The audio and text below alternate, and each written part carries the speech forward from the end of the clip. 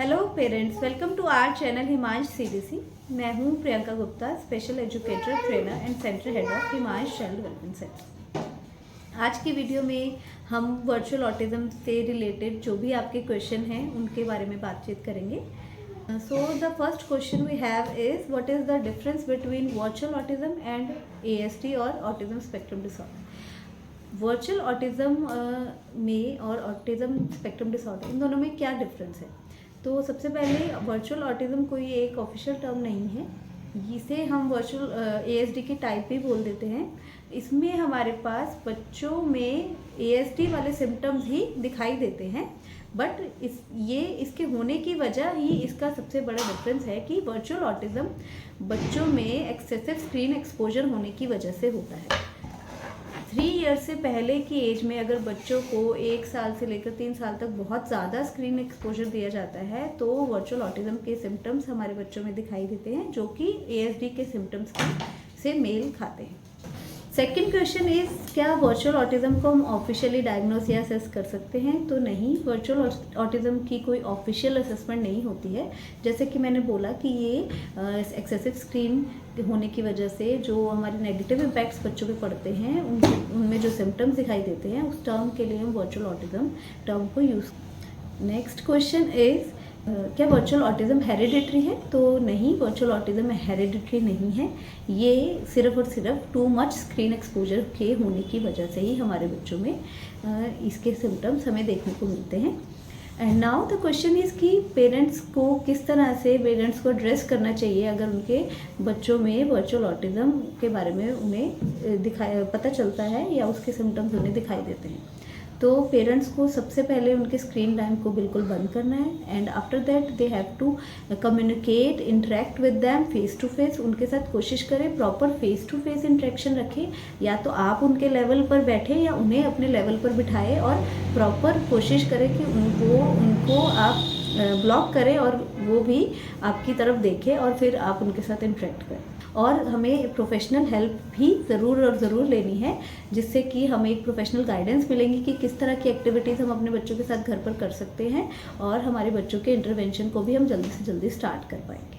Now the next question is कि क्या ऐसे सिम्टम्स हैं जिससे पेरेंट्स को पता चलेगा कि बच्चों में वर्चुअल ऑटिज्म है या ASD के सिम्टम्स है?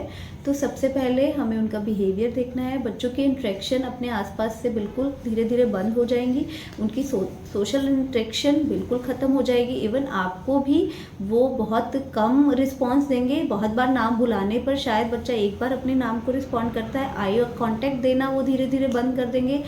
स्पीच डिले एक बहुत बड़ा रूट कॉज होता है इसमें, जिसमें बच्चा पहले तो बहुत कुछ बोलता था, पर धीरे धीरे बच्चों की स्पीच कम होती जा रही है, या वो धीरे धीरे सब कुछ बोलना छोड़ देते हैं। कहीं ना कहीं उनके माइलस्टोन रिवर्स होने लगते हैं। इस तरह के सिम्टम्स अगर हमारे बच्चों में हमें दिखाई देते हैं तो डेफिनेटली हमें किसी ना किसी प्रोफेशनल हेल्प की ज़रूरत है। Now the last question is, जिसे 2 तरह से देखा जाता है कि क्या हम वर्चुअल ऑटिज्म को पूरी तरह से रिवर्स कर सकते हैं, and the second one is कि कितना टाइम लगता है वर्चुअल ऑटिज्म की रिकवरी में।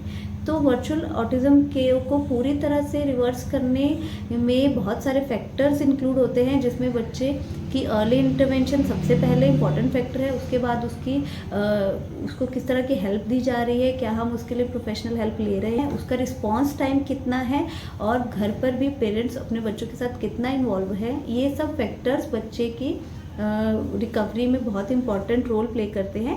एंड ऑल्सो द टाइप कि बच्चों में जो प्रॉब्लम है वो कितनी है। अगर बच्चे हाई सिवियरिटी पर है तो definitely it will take more time, और उसमें रिवर्स होने के चांसेस पूरी तरह से कम होते हैं। बट अगर बच्चा में बहुत कम सिवियरिटी है, माइल्ड रेंज में हमारा बच्चा आता है, तो डेफिनेटली हम उसको काफ़ी हद तक एक प्रॉपर गाइडेंस, एक प्रॉपर इंटरवेंशन के साथ हम उसको रिवर्स कर सकते हैं। And now the recovery time, कितना टाइम हमें लगता है? तो डेफिनेटली ये सभी फैक्टर्स उसमें भी काउंट होंगे कि हम अपने बच्चे को थेरेपीज कब स्टार्ट कर रहे हैं, हम अपने बच्चे के साथ इंटरवेंशन प्रोसेस को कब स्टार्ट कर रहे हैं, कब हमने इस चीज़ को नोटिस किया है, और उसके बाद हम उसके लिए क्या कुछ कर रहे हैं। ये सब फैक्टर्स इंपॉर्टेंट होते हैं।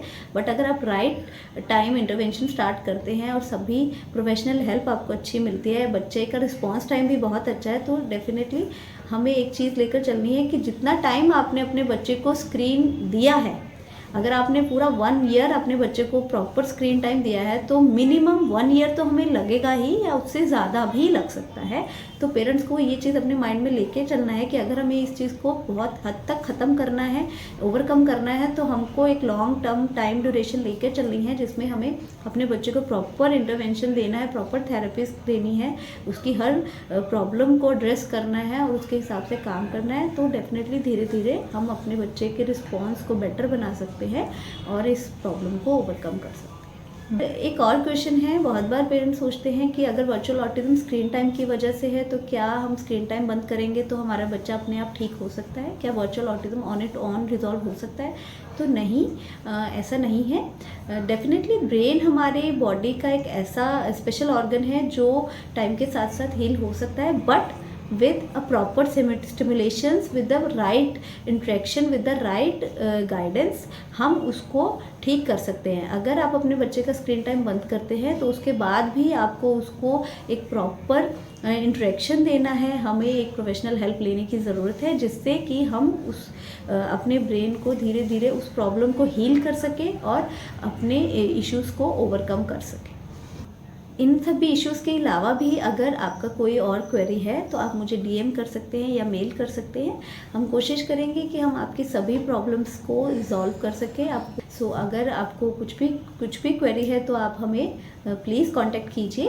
एंड अगर आपको मेरा ये वीडियो अच्छा लगे तो please hit the like button and share my videos to other parents also. Thank you for watching.